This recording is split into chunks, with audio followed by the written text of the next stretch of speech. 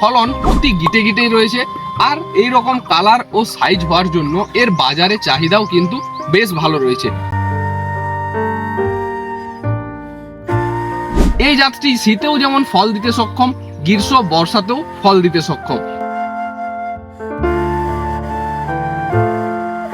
আজকের ভিডিওতে এমন দুটি ঝিঙে বীজ নিয়ে আলোচনা করব যেগুলো F1 হাইব্রিড ও প্রতি গিটে গিটে ফল দিতে সক্ষম। এই জাতগুলো যদি আপনারা চাষ করেন তাহলে একদিকে ফলন যেমন বেশি পাবেন, অপরদিকে গাছের কোয়ালিটিও খুব সুন্দর হবে, যেমনটা এখানে দেখতে পাচ্ছেন। আর এর পাশাপাশি দীর্ঘদিন যাবত আপনারা ফল হারভেস্ট করতে পারবেন। অনেকেই মনে করে যে F1 হাইব্রিড ঝিঙে মানেই হয়তো অনেক বড় সাইজ হয়, কিন্তু একদমই না। আজকের ভিডিওতে যে দুটো জাতের ঝিঙে দেখাবো মিডিয়াম সাইজের, অর্থাৎ এক হাতের মধ্যে হবে, যেটার চাহিদা বাজারে সব থেকে বেশি থাকে। বর্তমানে এই জাস্ট ঝিঙে আসতে শুরু করেছে। দেখুন প্রত্যেকটা গিটে গিটে ঝিঙে কিন্তু অল্প স্বল্প আসছে, এখনো গাছের ম্যাচুরিটির বয়স হয়নি। এবং এই গাছটা একটা পুরনো জমিতে চাষ করা হয়েছিল, যার জন্য কিছু কিছু গাছ ভাইরাসেও আক্রান্ত, আপনারা দেখতেই পাচ্ছেন। যদিও এই জমিতে আলাদা ভ্যারাইটি চাষ করা হয়েছে। এবং আজকে যে দুটো ভ্যারাইটি সম্পর্কে আলোচনা করব, এগুলো আপনারা এখন থেকে শুরু করে বছরের যে কোনো সময়, অর্থাৎ সারা বছরই চাষ করতে পারবেন।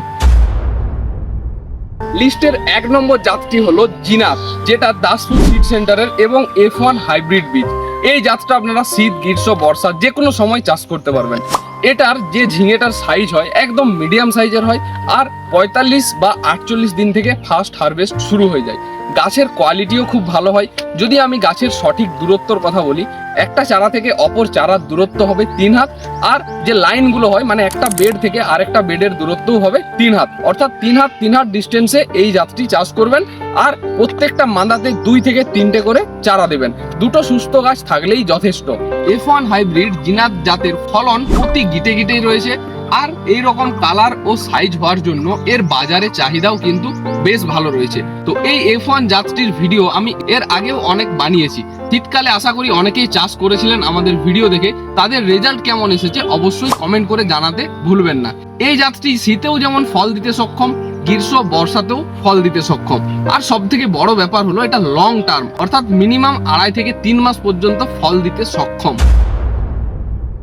নাম্বার 2 হলো অ্যাভেঞ্জারের রুদ্র। এই ঝিঙেটাও F1 হাইব্রিড হওয়ার জন্য উচ্চ ফলনশীল, অর্থাৎ ফলনের দিকে এই হাইব্রিড ঝিঙেতে কোনো রকম কারো অবজেকশন থাকারই কথা নয়। F1 হওয়ার জন্য প্রত্যেক গিটে গিটেই কিন্তু জালি থাকে এই হাইব্রিড ঝিঙেতে। আরেকটা ইম্পর্টেন্ট কথা বলি, এই অ্যাভেঞ্জার সিডসের এই রুদ্র ঝিঙেটা এই রিসেন্টলি লঞ্চ করেছে। অর্থাৎ এই কোম্পানির যে প্রোডাক্টগুলো আছে প্রত্যেকটাই হিট প্রোডাক্ট। যেমন এদের করলা আপনারা সকলেই চেনেন, রকি, যেটা একটা নাম করা করলা। নেক্সট এই যে নতুন নিয়ে এসেছে রুদ্র বলে মার্কেটে ঝিঙের ভ্যারাইটি, এটাও কিন্তু টপ করার চান্স সব থেকে বেশি রয়েছে। এই কোম্পানির খুব বেশি প্রোডাক্ট নেই, অল্প হাতে গোনা কয়েকটি প্রোডাক্ট আছে, কিন্তু প্রত্যেকটার রেজাল্ট একদম মারাত্মক। তো এই জাতটিও আপনারা চাইলে চাষ করতে পারেন। এটা 50 দিনের পর থেকে ফল হারভেস্ট হয়, আগে মাচা ভরে যায় তারপর ফলন দেয়। এবং একটা গিট থেকে আরেকটা গিটের দূরত্ব খুব কম হয়, যার জন্য প্রতি গিটে গিটে তো ফল হয়ই এবং ফলনটাও অনেক বেশি হয়। যদি এক হাতের মধ্যে 4টা গিট হয় তো 4টা গিটে 4টাই ফল হয়। এই জিনিসটা খুব আকর্ষণ করে তোলে এই ঝিঙেকে।